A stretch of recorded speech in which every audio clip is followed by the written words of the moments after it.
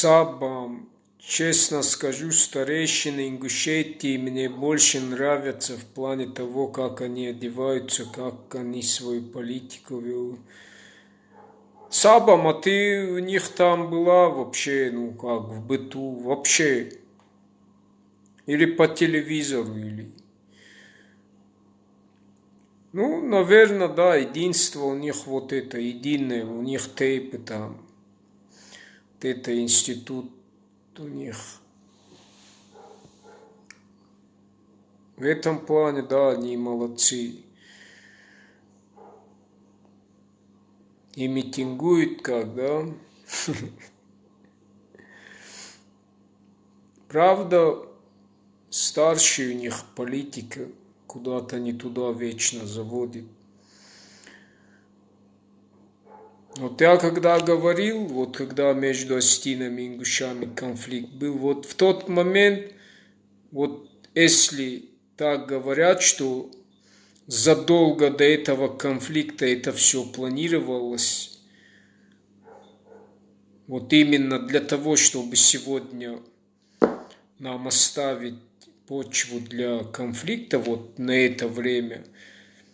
Вот в то время нужно было ингушам, вот тем именно, кого мы называем от душинских людей, да, вот добросердечных там, не пойти на поводу конфликта и провокаторов.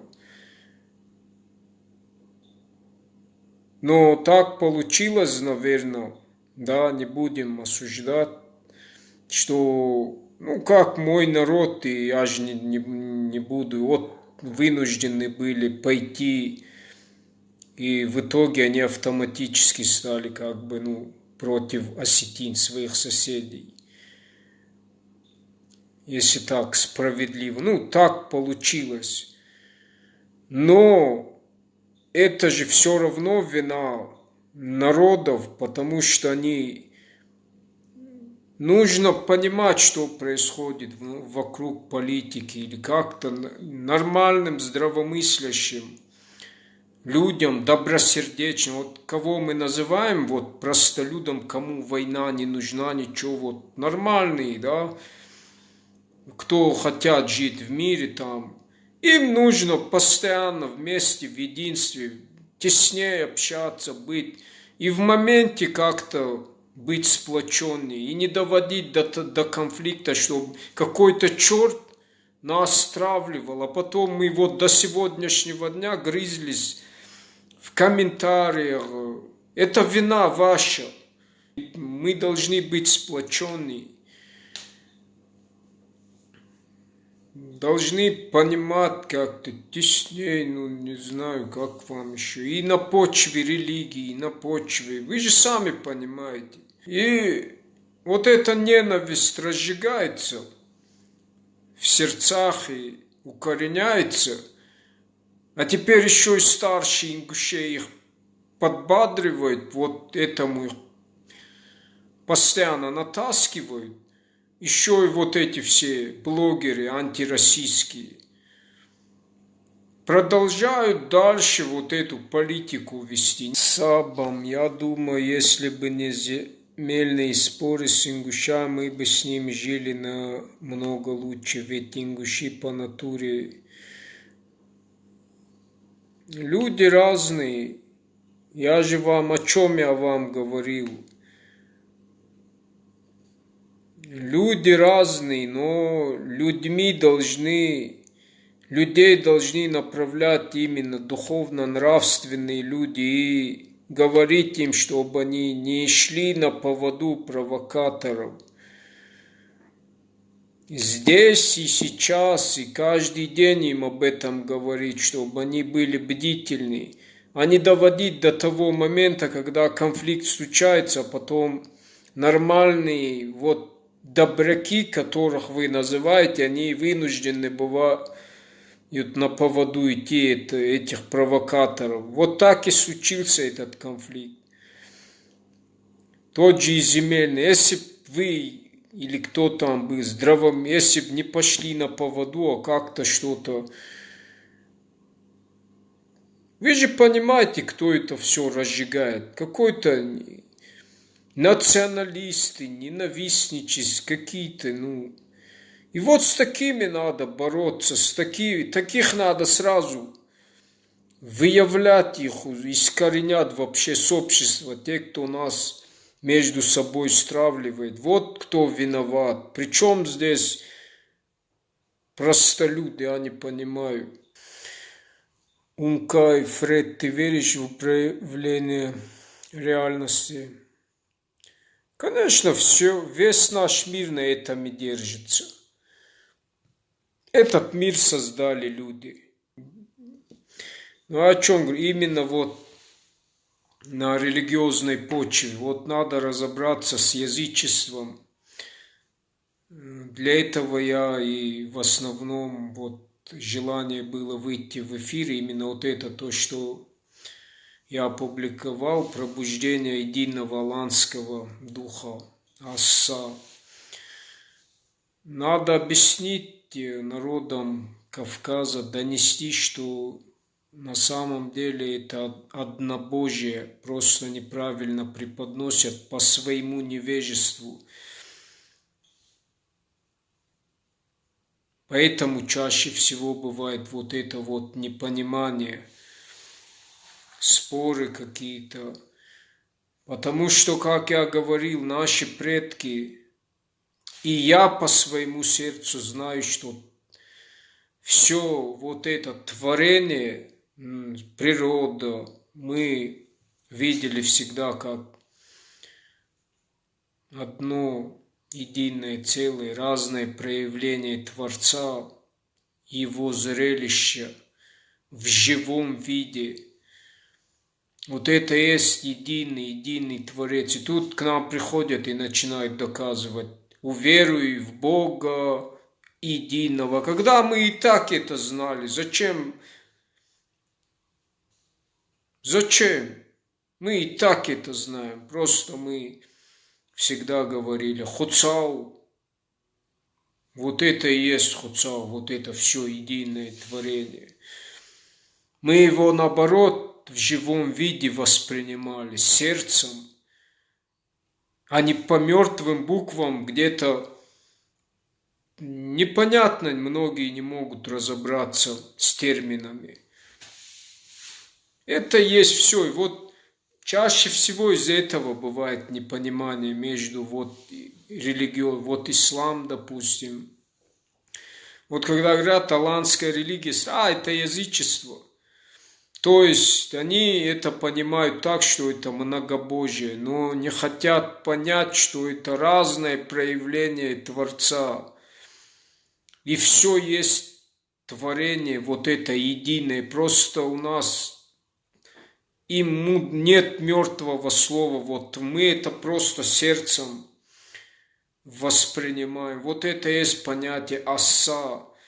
И когда человек это осознает, вот это я, то, что ты связан с этим одним единым целым, у тебя есть это благородство, вот то, что мы называем, определяем кавказца, да, вот это благородство, эти все качества духовно-нравственные. Вот это и есть. Это и есть сердце, религия сердца, Асса. Ты справедлив, истинен, ты не обделен ничем. Вот то, что мы называем что делает человека человеком. Ты видишь вот это единство Творца, ты осознанен, и вот и все, ты жизнелюбив, ты сердцем, это твоя молитва, твой образ благородный, есть твоя молитва. Потому что ты Творца видишь в себе, как одно ближнего, как одно единое целое. Вот это есть религия сердца, Асса, воин света. И вот этот огонь духовный, божественный, то, что мы на своем языке говорим, называем фарн, небесная благодать, любовь к ближнему. Вот это есть вот. Тут нам приходят, начинают доказывать, уверуй в единого Творца. Куда уверовать мы это... У нас для этого слов нету. И нам приходят, говорят, туда делай, это делай, то делай. Это как? Вот это есть дух, единый аланский дух Аса и наша древнеарийская религия. Аса-дин. И вот для этого этот ритуал совершался 7 февраля, чтобы те асы народов Кавказа, которые это понимают, но по причине того, что общественность в основном придерживается определенной какой-то религии, то есть они жертвы этого, они как-то в тени у них. Но они душой, духом именно вот понимают, что вот то, что они всегда вот это видели благородство, то, что кавказцы делают кавказцам, вот эта культура, адаты, вот это есть это понятие, религия сердца, аса.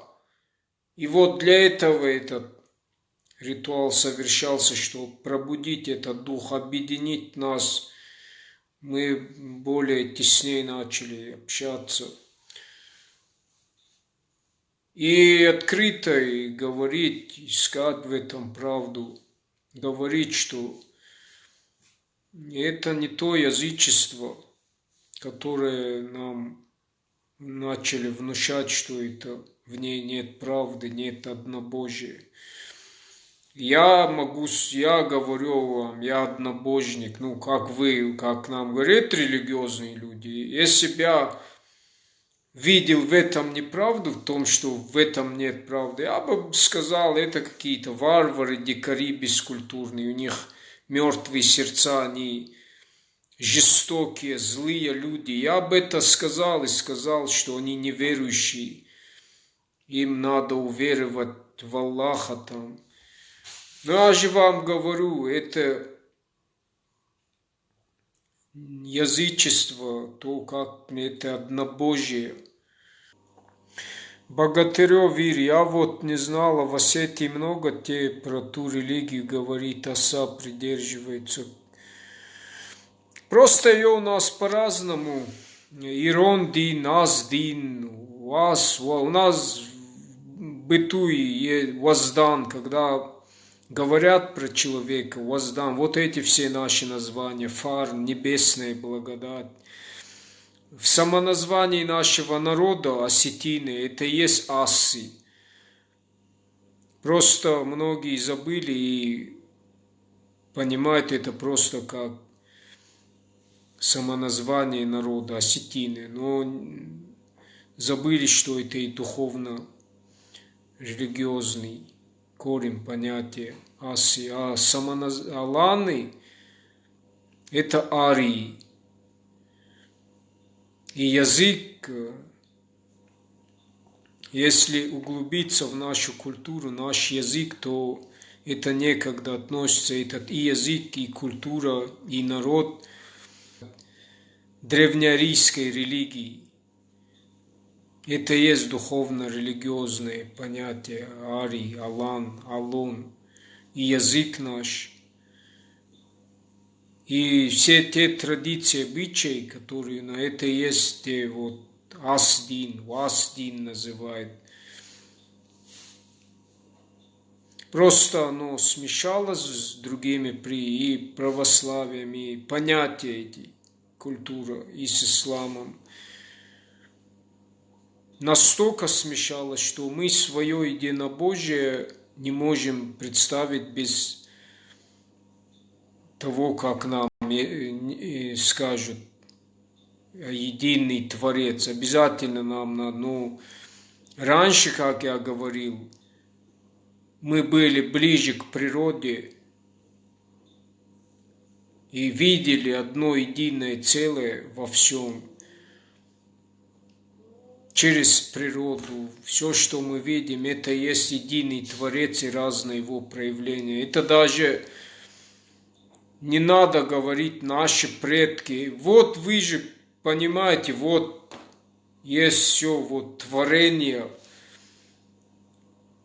И тонкий духовный мир неотделим от физического и связан.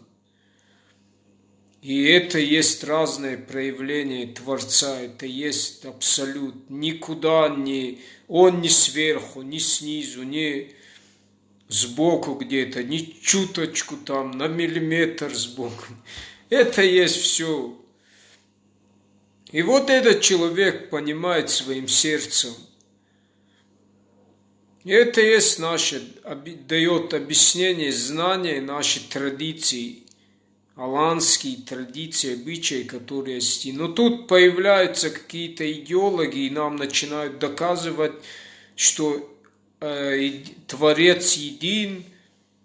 Тогда как мы это сердцем, понимаете, сердцем мы это видим, вот оно, что нам надо доказывать. Где он, этот Творец? Вот это есть все разное его проявление. Это в единстве есть разное его проявление, божественное зрелище. Вот это и есть Творец. Его доказывать не надо, ему верить не надо. Это вот он. Вот все, вот. Туда никуда смотреть не надо. Вдаль. Те, кто так делает, они наоборот, это есть идолопоклоние, искажение.